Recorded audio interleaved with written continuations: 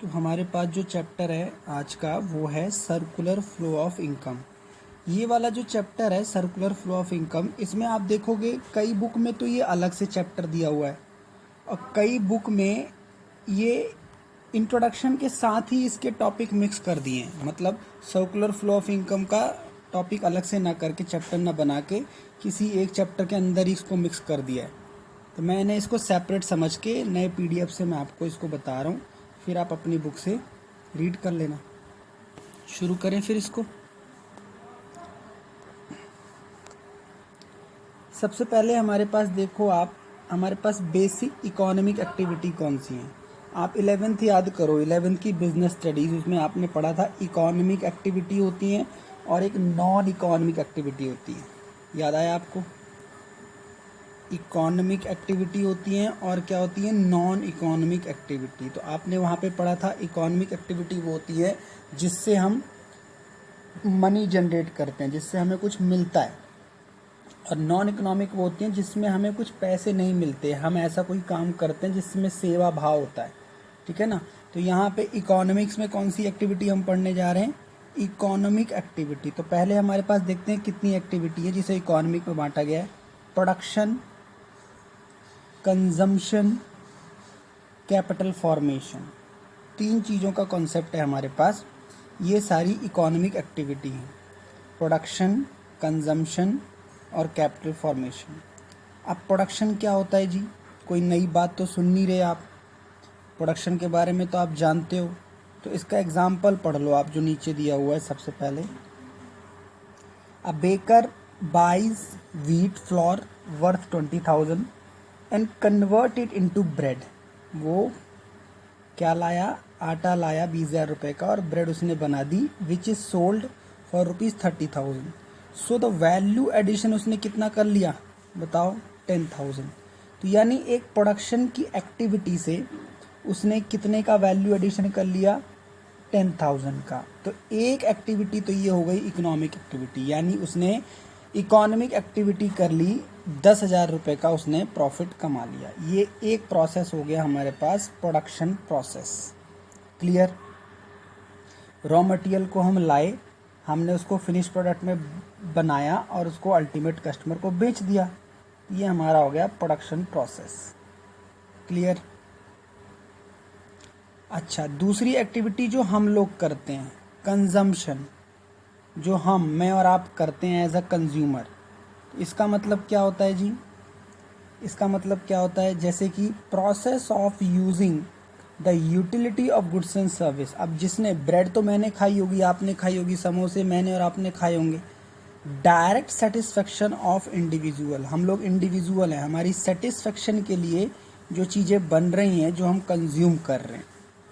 The house hold consume a large number of goods such as, जैसे हम लोग food लेते हैं, मिल्क लेते हैं, ग्रेन्स लेते हैं, and services like those of doctor की सर्विसेज, लॉयर की सर्विसेज। तो एक तरीके से ये भी क्या है, इकोनॉमिक एक्टिविटी है, क्योंकि इन सब की सर्विसेज के लिए वी हैव टू पे a large amount. Clear? Capital formation, ये क्या होता है? कैपिटल फॉर्मेशन, पैसे से पैसा बनाना, जिसे इन्वेस्टमेंट आप बोलते हो अकाउंट्स में। कहीं मैंने 10,000 रुपये लगा दिए और उससे मैंने 12,000 रुपये बना दिए। अब चाहे वो इंटरेस्ट से बना दिया, किसी भी तरीके से बना दिया, उसे हम बोलते हैं कैपिटल फॉर्मेशन। जो बिजनेसमैन होते हैं वो क्या करते हैं? कैपिटल फॉर्मेशन करते हैं। जैसे एक बार कोई चीज़ बना दी और उससे फिर रेवेन्यू कमाते रह गए। जैसे Delhi metro rail corporation, DMRC ने क्या किया? रेलवे नेटवर्क बना दिया, मेट्रो रेल। हालांकि बहुत पैसा खर्च हुआ, लेकिन बहुत जल्दी उससे रेवेन्यू भी आ गया। तो दिस इज़ कैपिटल फॉर्मेशन। तो गवर्नमेंट ज़्यादातर क्या करती है? गवर्नमेंट भी करती है, प्राइवेट सेक्टर भी करते हैं। क्या करते हैं? Capital formation. क्लियर? कॉन्सेप्ट कहाँ से आ गया? अब इन तीन चीज़ों को समझने के बाद हम समझेंगे ये सर्कुलर फ्लो ऑफ इनकम का कॉन्सेप्ट है क्या। तो देखो यहाँ पे पैरा क्या कह रहा है। पैराग्राफ कहता है the production process is a continuous process. ये भी हमें पता है। Because of unlimited and recurring wants of human beings, ना मेरी और आपकी जो डिज़ायर्स हैं, डिमांड्स हैं, वो ख़त्म ही नहीं होने वाली। In this process production sector buy factor services from the house hold sector and sell final goods and services to them.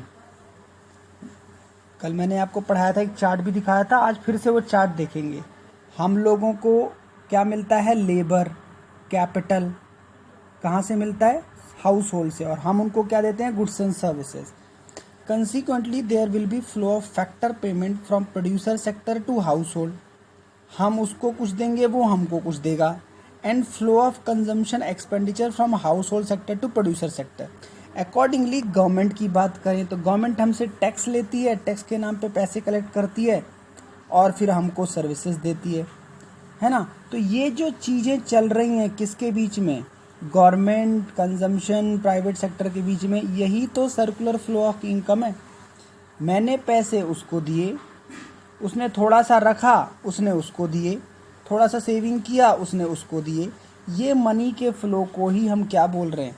Circular flow of income, क्योंकि पैसा पैसे को बनाता है और पैसे से ही डिमांड क्रिएट हो रही है। देखो जरा, meaning and phases of circular flow of income.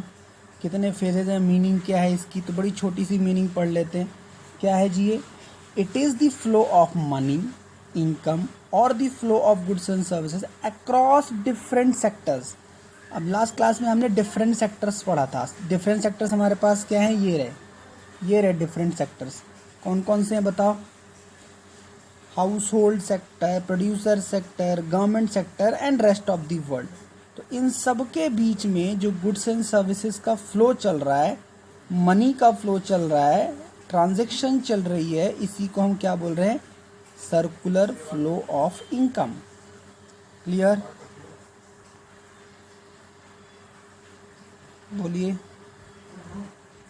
अब इसके फेजेस के लिए ये चार्ट देखते हैं। देखो ये चार्ट बहुत इंपॉर्टेंट है, बहुत अच्छा है, बहुत नीट एंड क्लीन है। देखो ये क्या कह रहा है? प्रोसेस, फेजेस बता रहा है। ये फेजेस में क्या बोल रहा है? ये देखो, सबसे पहले मान के चलते हैं कि प्रोडक्शन एक्टिविटी होती है। मान लीजिए कहीं पे काम चल रहा है, किसी के घर बन रहा है, ठीक है। अब घर बनेगा तो उसमें लेबर काम करेंगे, लेबर काम करेंगे तो उनको इनकम जनरेट होगी। तो सेकंड फेज में क्या हुआ? Phase of income generation. कोई एक्टिविटी होती है तो उससे लोगों की इनकम जनरेट होती है। इनकम जनरेट होती है तो वो लोग खर्चा करते हैं। जब पैसे आएंगे तो खर्चा करेंगे, और जब खर्चा करेंगे इसका मतलब डिमांड कर रहे हैं, तो फिर से प्रोडक्शन होगा। तो ये फेजेस चलता रहेगा, चलता रहेगा, ये रुक ही नहीं सकता। रुक तब सकता है जब किसी चीज़ की डिमांड रुक जाए। समझ रहे हैं आप? तो दिस इज व्हाट फेजेस।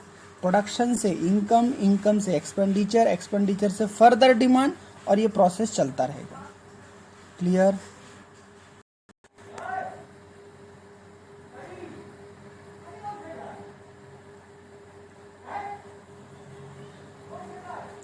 देखो कंक्लूजन क्या कहता है? Expenditure generate demand for goods and services. Expenditure से क्या होगा? डिमांड बनेगी गुड्स एंड सर्विसेज की। This causes production of goods and services. अगर कोई डिमांड करेगा तो उस चीज़ का प्रोडक्शन होगा। कंसिक्वेंटली जनरेशन ऑफ इनकम, उससे इनकम जनरेट होगी। Thus three flows of production, income and expenditure moves in a circle. This is why it is called circular flow. और ये कभी रुकेगा नहीं, ये कभी रुकेगा ही नहीं। क्यों? Circularity never stop, because of new resources आते जाएंगे और लोगों को जो चीज़ें बनाने का तरीका है वो इनोवेटिव होता जाएगा। जैसे मान लीजिए मोबाइल फ़ोन है, मोबाइल फ़ोन में क्या है? क्या डिमांड इसकी रुक रही है? एक है, दूसरा ले लिया, दूसरा है, तीसरा ले लिया, तीसरा है तो नया ले लिया। क्यों? क्योंकि इन चीज़ों में क्या है? न्यू रिसोर्सेज ऐड हो जाते हैं, नई टेक्नोलॉजी ऐड हो जाती है, इसलिए प्रोड्यूसर हमेशा इसका बेनिफिट लेता है।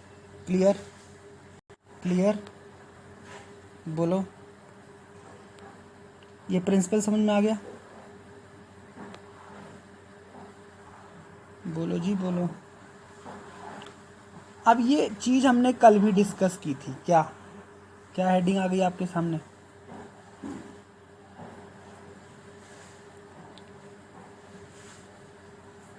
Real flow and money flow, इसमें डिफरेंस क्या पढ़ा था हमने? रियल फ्लो और मनी फ्लो में मीनिंग में क्या देखा था? देखो जरा, मीनिंग में लिखा था it refers to flow of goods and services across different sector के बीच में जो गुड्स का मूवमेंट हो रहा है डिफरेंट सेक्टर्स के बीच में। मनी फ्लो में क्या है, it refers to flow of money across different. यहाँ पे क्या हो रहा है, गुड्स एंड सर्विसेज का मूवमेंट हो रहा है सभी सेक्टर में, तीनों सेक्टर में, यहाँ मनी का मूवमेंट हो रहा है। नेचर ऑफ ट्रांजेक्शन में क्या लिखा हुआ है, it is flow of physical output, physically कोई चीज़ मूव हो रही है, यहाँ पे मॉनेटरी ट्रांजेक्शन मूव हो रही है। नेचर ऑफ फ्लो क्या है, it is known as physical flow of as either goods and services exchange, और यहाँ पे क्या है, it is also known as nominal value as only money is exchange among sector. बात समझ में आ रही है, यहाँ पे गुड्स एंड सर्विसेज, यहाँ पे मनी, यहाँ पे आपस में क्या हो रहा है, रॉ मटेरियल दिया, उसको फिनिश प्रोडक्ट बनाया, यहाँ पे क्या है, फिनिश प्रोडक्ट से पैसा। बात समझ में आ गई आपको, डिफरेंट सेक्टर्स ऑफ इकोनॉमी आ गई, ये हमने लास्ट क्लास में भी डिस्कस किया था। हमारे पास मैक्रो लेवल में देखा जाए तो 4 सेक्टर ऑफ इकोनॉमी हैं, और वो ये हैं, क्या क्या है देखो, हाउस होल्ड सेक्टर, और क्या है बताओ, प्रोड्यूसर सेक्टर, गवर्नमेंट एक सेक्टर है, और एक्सटर्नल सेक्टर है। इन्हीं के बीच में क्या हो रहा है, गुड्स एंड सर्विसेज का मूवमेंट हो रहा है। ठीक है, बोलो।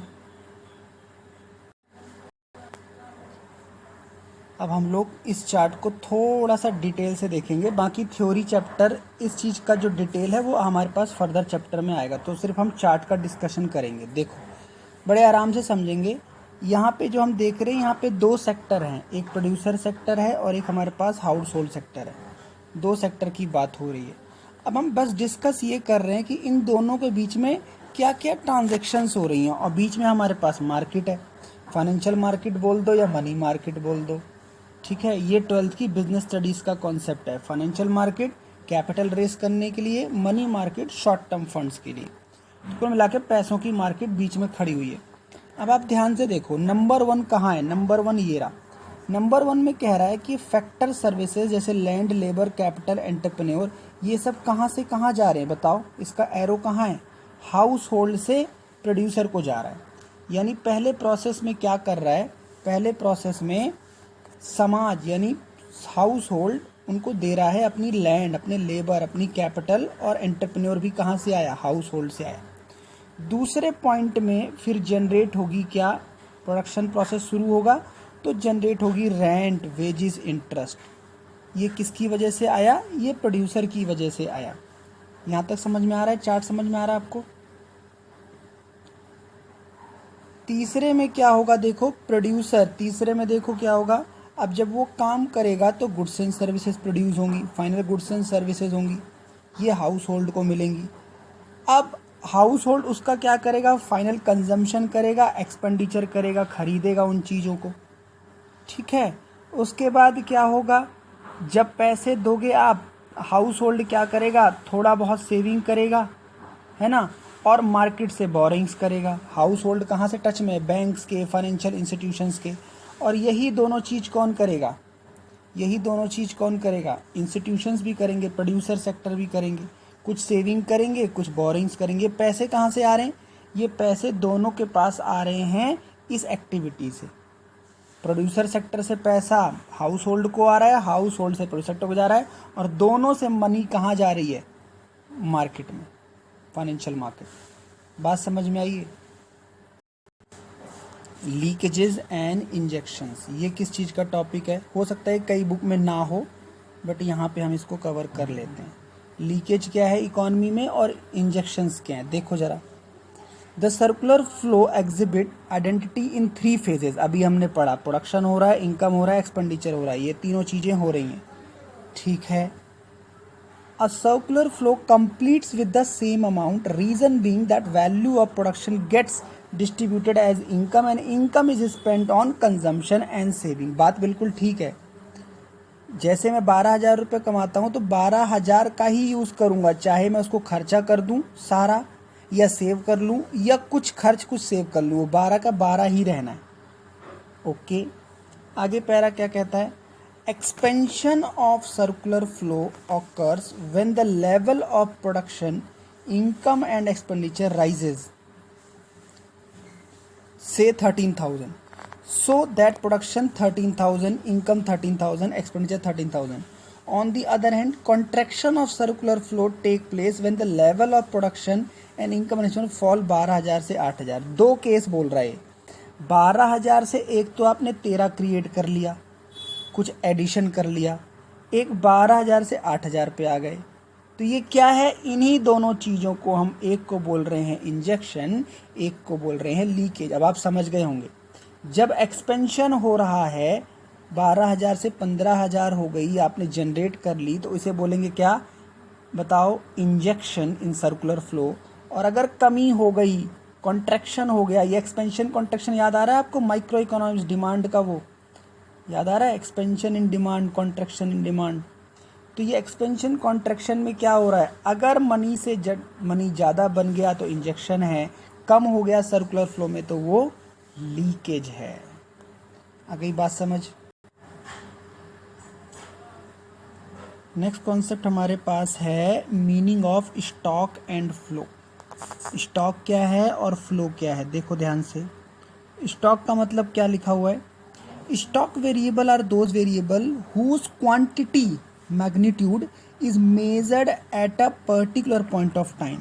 Stock relate to a point of time, it is a quantity measured in a particular point of time. जैसे आप बैलेंस शीट बनाते हो तो लिखते हो ना 31 मार्च, 1 अप्रैल, कि एक पर्टिकुलर टाइम पे एक पर्टिकुलर क्वांटिटी को जो हम रिकॉर्ड करते हैं, मेज़र करते हैं, तो उसे हम स्टॉक बोल रहे हैं।